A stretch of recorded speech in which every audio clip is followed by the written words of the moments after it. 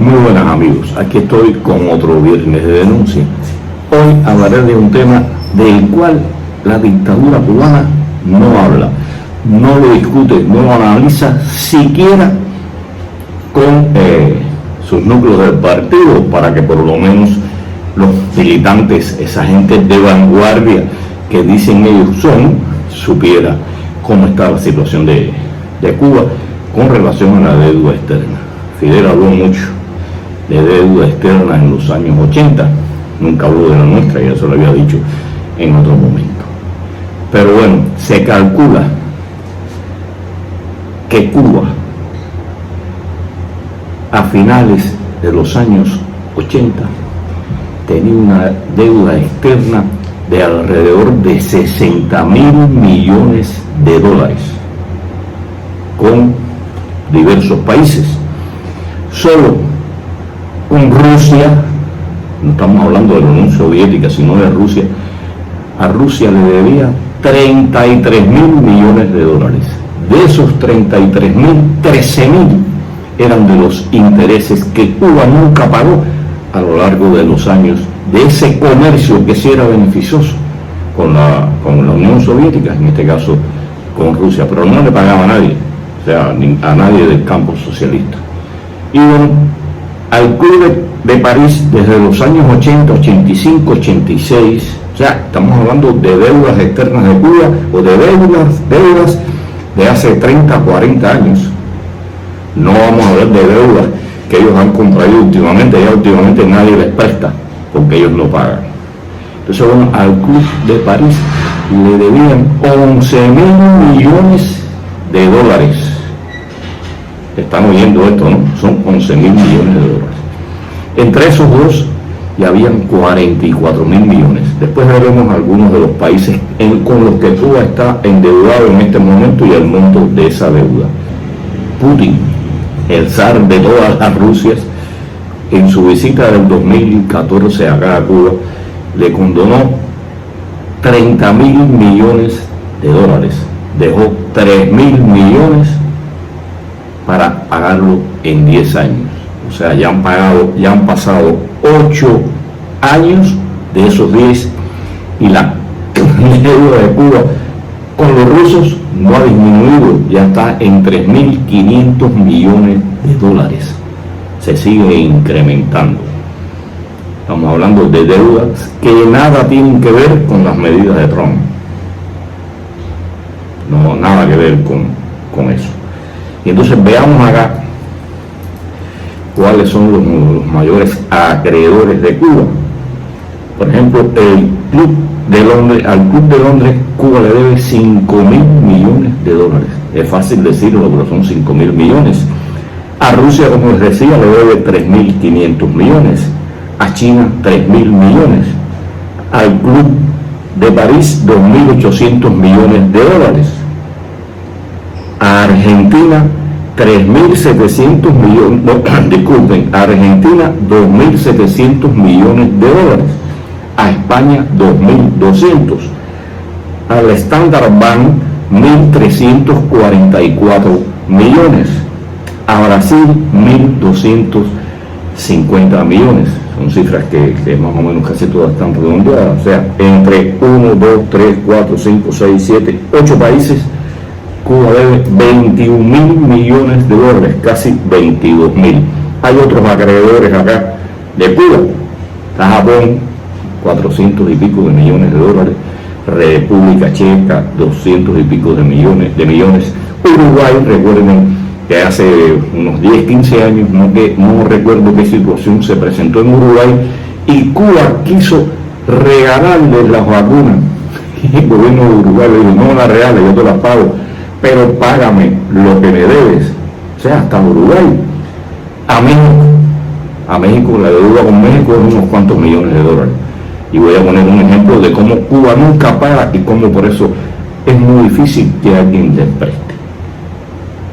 Y voy a hacer una parada pequeña aquí. Si Estados Unidos no le estuviera cobrando a Cuba por los embarques de medicina y fundamentalmente de alimentos, casi acá envía, la deuda de Cuba con los Estados Unidos sería inmensa. Pero bueno, con México, ¿se acuerdan que Etexa México, o sea, Etexa funda, o sea, México funda Etexa, y cuando ya no le dio negocio, cuando ya Cuba no le pagaba, se retiraron. Eso fue en el año 97, 98, por esa fecha, más o menos. Y porque a Etexa, o sea, a México, a la empresa de comunicaciones mexicanas, le debía 310 millones de dólares. México, para tratar de cobrar algo, creó el grupo Domus, que residía en la lonja del comercio, para por lo menos estando presente aquí, ver si presionaban y recogían algo. A los 10, 12 años recogieron y se fueron, porque Cuba no les estaba pagando. Estamos hablando de México, le debe a Chile, le debe a Canadá, y eso es por mencionar solo algunos de los países a los cuales Cuba le debe.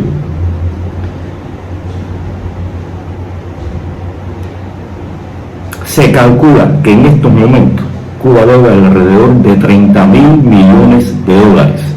Y recuerden que el señor Bruno, hace unos años, cuando empezaron los lineamientos y demás, que creo, no recuerdo, creo que fue en el 16, 17, el canciller cubano planteó que Cuba, para salir adelante, para comenzar a producir, a tener avances en su socialismo, castrismo, como ellos quieran llamarle, que no es nada más que un capitalismo monopolista de Estado, necesitaban 30.000 millones de dólares más. ¿Quién le va a prestar a esta gente 30.000 millones de dólares más en 10 años? ¿Quién va a ser ese loco? ¿Quiénes van a ser esos locos? Todavía hay algunos locos que les prestan, pero por conveniencia. Y entonces, bueno, como les decía, se calcula que son alrededor de 30.000 millones lo que debe Cuba. Eso quiere decir que cuando aquí en Cuba nace un niño, ya nace con una deuda de 2.500 millones, disculpen, estamos hablando, como decía, de 30.000 millones de dólares los que debe Cuba. ¿Y eso qué significa? Que cuando acá nace un niño, nace con una deuda de más o menos 2.500 dólares. El equivalente, señores, a 310.000 pesos cubanos, y hice el cálculo por los 123.40 que Cuba vende el dólar. Pues por ahí lo calculé. O sea, usted dice, bueno, nació mi niño con una deuda de 310.000 pesos cubanos. Eso significa el salario medio en Cuba es de 3.300 pesos. Y esta deuda significa que usted al nacer, o que cada cubano le debe o tiene que abonar para pagar esa deuda 103 meses de salario, o sea, 8 años y medio.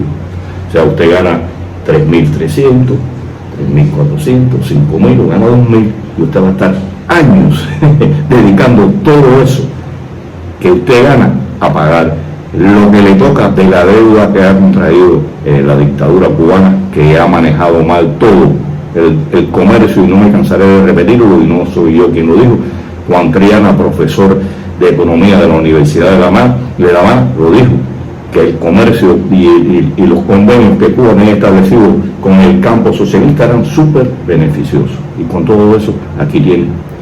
Y aquí no están lo que le deben a Polonia, Rumanía, Hungría, algunos checos se aparecen ahí. Eso, a Yugoslavia, o sea, son unos cuantos países a los cuales Cuba le debe, y otros que ya ni se preocupan por hablar de eso, ni por tratar de cobrárselo. El Club de París ha hecho varios ajustes para que Cuba les pague, y sigue Cuba sin pagar. Entonces, bueno, aquí tienen una idea más o menos de cómo está Cuba en esta situación de la deuda externa. Pero veamos algo que es mucho más preocupante, o hasta dónde están los límites a los que llega la deuda cubana y lo mal que ha quedado Cuba. Y por eso, repito, nadie quiere invertir en Cuba, ni nadie quiere hacerle préstamos financieros a este país. Y no es a este país, es a esta dictadura, a esta gente que han demostrado a través de los años que no saben manejar el dinero, que no saben manejar los negocios, Y una de las pruebas más fehacientes de esto es todo lo que ha sucedido a partir de la tarea de reordenamiento hasta acá. Es un desastre la economía nuestra. Ya no se sabe a dónde vamos a parar. Las Cortes Reales de Justicia de Londres han convocado un juicio presencial para enero del 2023 para analizar las pretensiones de los acreedores por la deuda del gobierno de Cuba. O sea, ya Inglaterra, las Cortes inglesas están metidas en esta situación porque le están exigiendo a los acreedores que Cuba les acabe de pagar. Y bueno, Cuba ha pedido, o sea, va a las Cortes a hacer su descargo, porque de perder este juicio, y es lo más probable que suceda, porque hasta cuándo, a Cuba le podrían embargar cualquier activo que tenga fuera del país. O sea, que ellos están echándole siempre que si los yanquis nos hacen ellos, esto, aquello, lo otro. No es que judicialmente, jurídicamente, si usted no paga, los activos que tienen en el extranjero pueden ser confiscados. Y eso es una de las cosas que puede surgir de este juicio de enero del 2023. Sabemos que estas cosas demoran, pero ya hay un juicio en el 2023 para sentar a Cuba en el banquillo de los acusados, o ya está sentada en el banquillo de los acusados, porque hay un grupo de acreedores que ya presentaron esta demanda en las Cortes. Dice que lo que le están reclamando a Cuba es una fracción mínima de los 1.500 millones de dólares de cuentas por cobrar con el CRFI. Solamente a esa gente le debe 1.500 millones de dólares. Y ellos están pidiendo que les paguen aproximadamente 224 millones, que incluye intereses moratorios de no menos de 1.120 millones de dólares adicionales. O sea, es una barbaridad. Esto es una locura lo que ha hecho Cuba con las finanzas. ¿Dónde se ha metido el dinero? ¿Qué han hecho con todos los miles de millones que le han dado a este país? Y después están reclamando que si Estados Unidos lo bloquea, que si no le quiere prestar dinero, que si Fidel incluso lo dijo, eso no se debe olvidar, que no bastaba con que Estados Unidos quitara el bloqueo, sino que tenía que darle acceso a las finanzas. Como he dicho en otras ocasiones, quieren desarrollar el socialismo, que ellos le llaman socialismo, con el dinero capitalista. Y vuelvo y repito, ¿qué ha hecho este gobierno con los miles de millones de dólares que le han dado? ¿En qué los ha invertido? ¿Qué ha pasado con ellos? Ahí tienen ustedes. Vamos a dejar Estados Unidos aparte. Cuba le debe a más de 20, 30 países. Y ahora en el colmo, a la Cherry de Canadá, vamos a hablar de este tema también, le van a pagar en especies, como se dice. Le deben 300 y tantos millones de dólares a la Cherry. ¿Y cómo le van a pagar? Con el 60% de la producción de cobalto.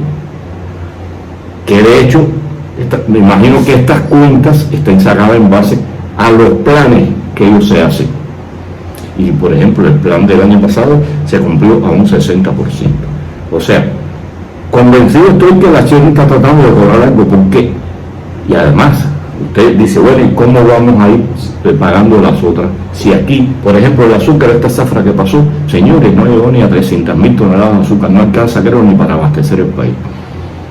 Si el cobalto, a usted, aunque se produzcan, se hagan los planes, usted tiene que pagarle un 60% a la Cherry, le queda a usted un 40%, suponiendo, repito, que cumpla los planes. ¿Cómo van a pagar la deuda al resto de los países? Y seguro que a la Cherry tampoco le van a poder pagar.